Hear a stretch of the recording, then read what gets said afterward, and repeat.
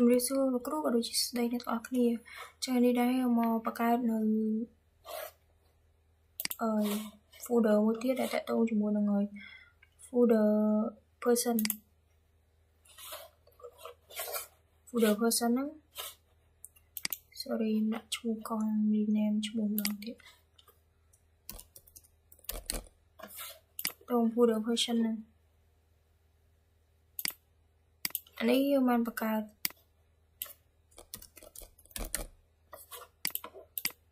ចុងវាមាននេះមើលមាន ID first name last name អីមកក្រុមនោះ